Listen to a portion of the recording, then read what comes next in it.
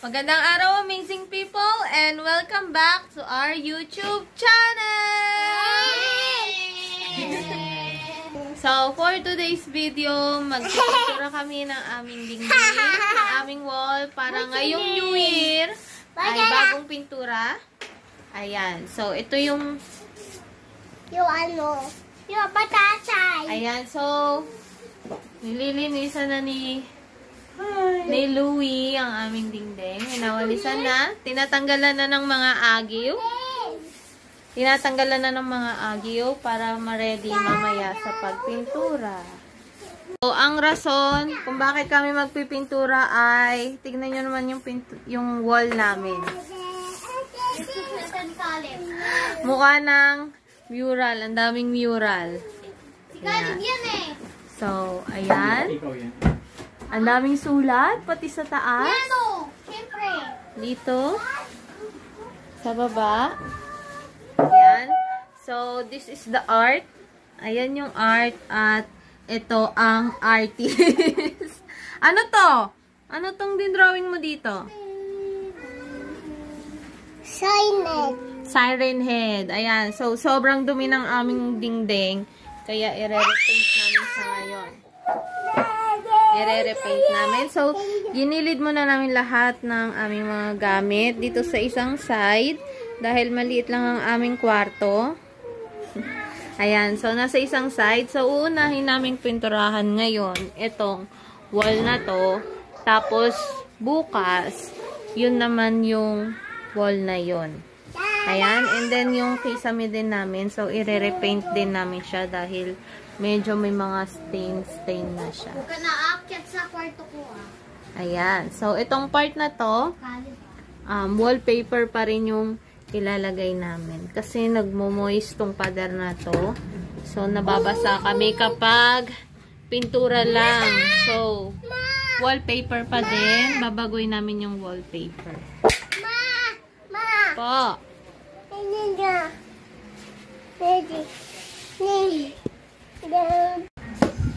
So, ito yung pinaka-pintura natin. So, actually, boysen to. Pero, pinatimpla na namin siya dun sa bilihan ng pintura.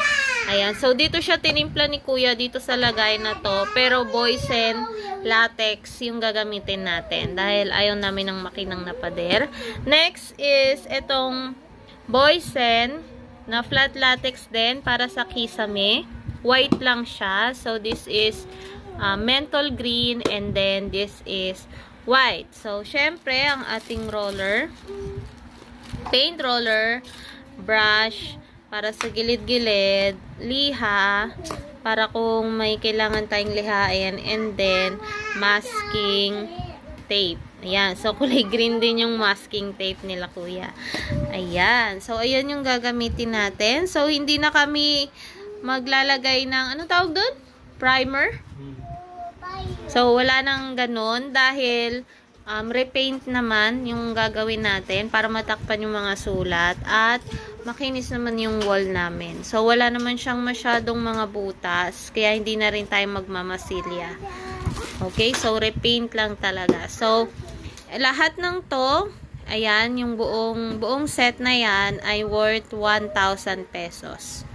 Nalagyan muna natin ng masking tape yung ating mga switch.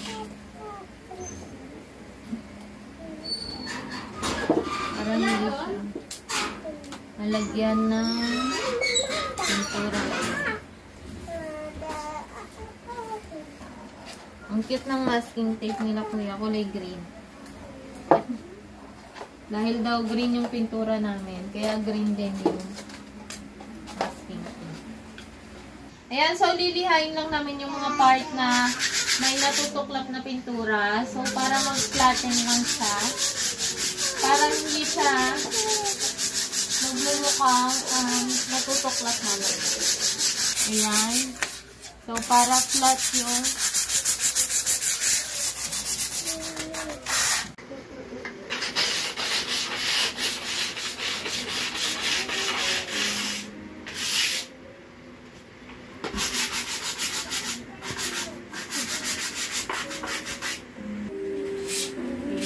konti lang naman yung mga part na may natutukla. Kaya konti lang din yung nilihain. Ano yan? So, ito yung first coating niya. So, hindi ako marunong. Hindi ko alam kung bakit nagbabagos pa. Ayan, ganun nun.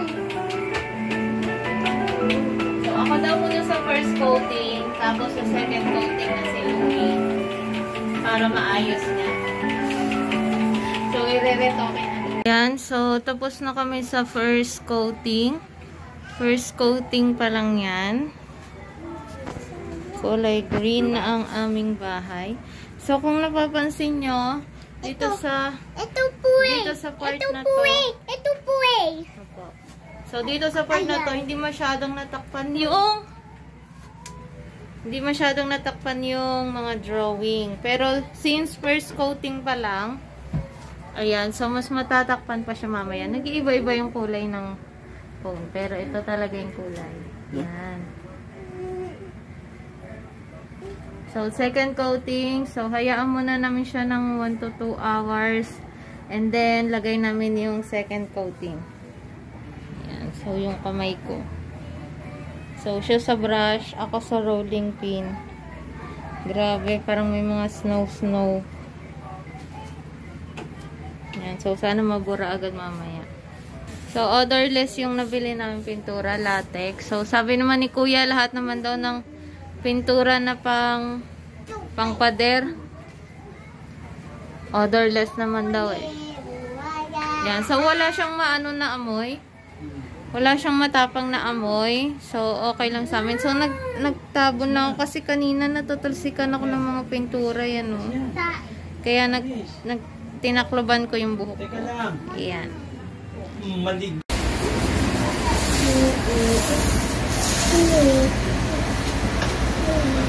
Ayan. So, sa second coating, medyo natakpan na talaga yung mga drawing. Pero meron pa. I think, maglalagay pa ulit kami ng isa pang coating para dun sa may mga area na makapal talaga yung drawing. Yung pentel talaga yung ginamit ni Caleb. Yung ano? Yung ano po? Yung ano? So, ayan si Caleb. Nag-i-clay. Ayan. So, natapos na namin yung kabilang side. Babaya. So, we decided na pinturahan na rin tong kabila today. Para isahang pagod lang. So, kanina ko po tinatanggal tong salamin na to. I love you, mama. Ayan, pero ayaw niya talaga matanggal. So, dikit na dikit siya, kaya hindi ko na lang siya tatanggalin. Papalitan ko na lang siya ng lining sa gilid. So, again, kaya namin pipinturahan to dahil dito napakaraming sulat ni Caleb. Sino mag-drawing na ito? Si Batatay. Batatay. So, yan. Ang daming drawing again. Pipinturahan na namin siya today. So, kung napapansin nyo, yung part na to ng wall is naka-rough yung finish niya. Kasi ito dati yung pintuan namin. Ito yung dati yung pintuan ng kwarto. Tapos sinarado siya. Kaya medyo iba yung texture niya doon sa ibang wall. Ayan. So, medyo challenging to ngayon. Dahil kailangan malagyan din ng pintura yung mga butas-butas niya.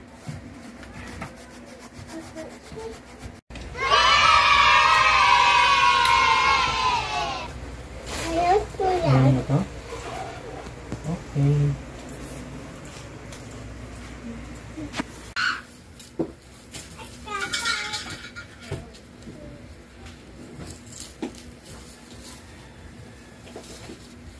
I just keep on satisfying.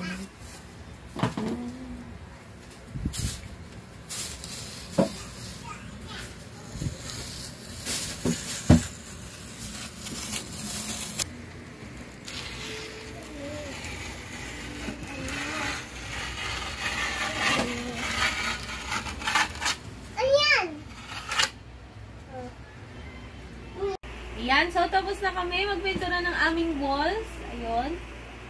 Ayan, at napakagulo pa rin ng aming bahay. So ngayon, ang gagawin namin is magkakabit kami ng wallpaper doon. So kung nakikita nyo, that is kulay blue. So, papalitan namin ng wallpaper. Ito, dumating na to, galing Shopee. So, ididikit na namin to doon sa wall. Bakit sa TikTok nakakabit pag ginagis? So, kailangan pala. Ayan, so ito yung nabili namin wallpaper. So, ang kulay nito ay sana tama yung sinend ng seller. So, 2 roll. So, before kasi, 2 roll lang ang ginagamit namin dyan. Tapos, sobra na. Ayan. So, ito yung kulay niya. Kulay cream. Mas light siya, no? Ito. Kulay cream. So, ito yung ididikit namin sa aming pader.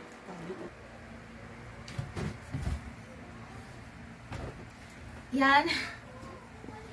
So, since tamad kami, hindi na namin tatanggalin tong dating wallpaper. Ipapatong na lang namin siya.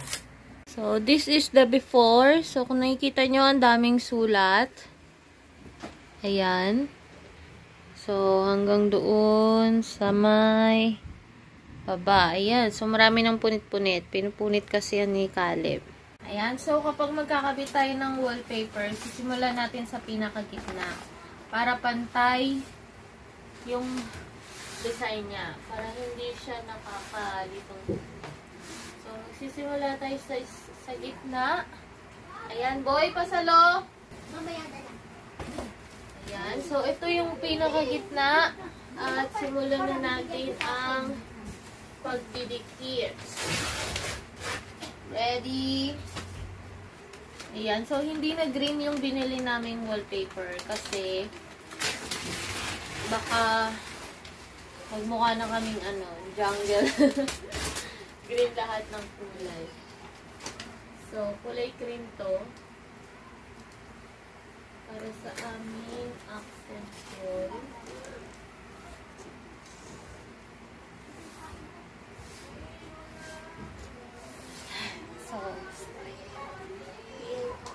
So, this is our first layer. First layer. First column. Hi! I'm here. Hi. Hi. What is this? Ayan. So, one of the challenging part dito is kailangan magpantay yung design niya. So, kailangan natin kailangan nating pantayin yung design. Okay? Ayan. So, pantayin na natin ang ating design. Ayan. So, naubos na namin yung unang roll. Nakatatlong column kami. Ayan. So, na second roll para doon sa part na yon. So, second roll na. Hello, amazing people. Ayan. Tapos na kami magpintura at maglagay ng wallpaper. Ayan. Ito na ang after. Wow!